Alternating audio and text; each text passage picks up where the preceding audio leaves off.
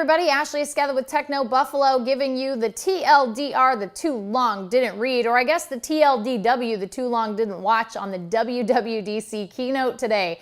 It's a 2-hour-long keynote, so if you don't have the time, here are the bullet points on what you missed. It was a jam-packed keynote. Tim Cook took the stage, gave us some facts and figures on all of the money they've been giving to developers. They've got 50 billion app downloads. I mean, just billion was thrown around a lot during the keynote. And then he wanted to talk about OS X. The newest version of Mac's operating system will be called OS X Mavericks. They have offered us multiple display integration that allows displays to act independently of each other. So if you've ever found yourself wanting to use mission control in one window, but wanted to stay with your browser open in another window, you can now do that. Another big piece of news for OS X users was tabbed Finder. So if you've ever found yourself with multiple Finder windows open, you can now have one cohesive Finder window with all of your different areas of note in tabs. You're going to be able to tag files. Very helpful for anybody who's ever wanted to search for files across time, but with the same theme. So maybe I want to find a picture of CES from a few years ago.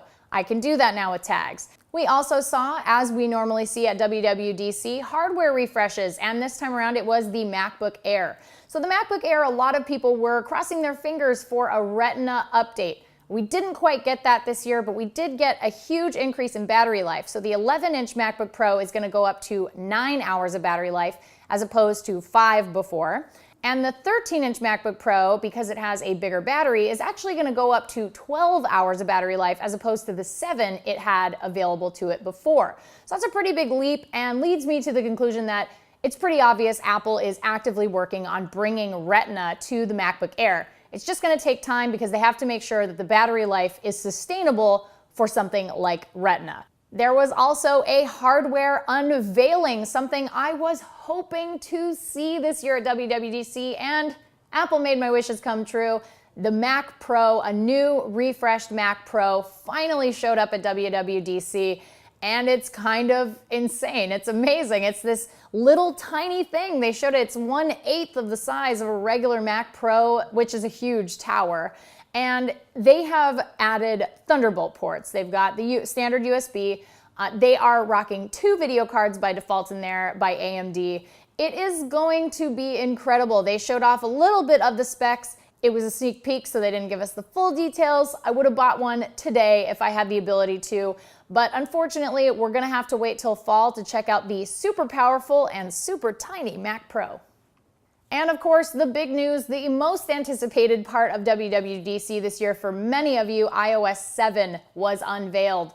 We got a pretty big taste of it. It is a lot flatter for sure. Johnny Ive has busted out the steamroller, and he's also removed all of the brushed aluminum, the felt, the wool, the stitched leather. It's all gone. You will not see any of that stuff in iOS 7. As I mentioned in my expectations post last week, it was a subtle shift and a subtle change in some ways.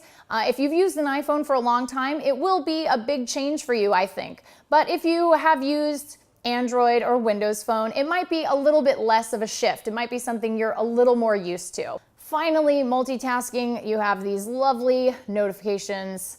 Everything's a little bit different. Siri now has men and women voices, which is really cool. I would like to see Apple license GLaDOS's voice. I would like to see GLaDOS telling me how to run my iPhone, but I don't think they'll do that. But if you do, Apple, you're welcome for the great idea. Apple also announced iTunes Radio. It is a radio service similar to Pandora.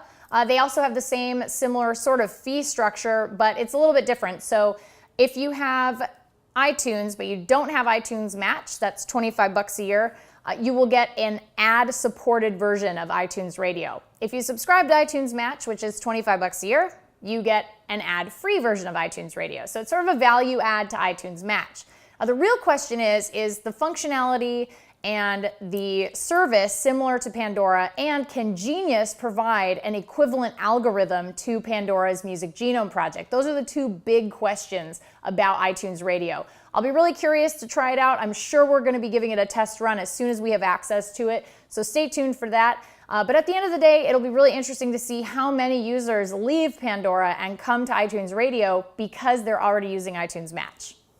That's it for the WWDC TLDW, I guess. Too long didn't watch.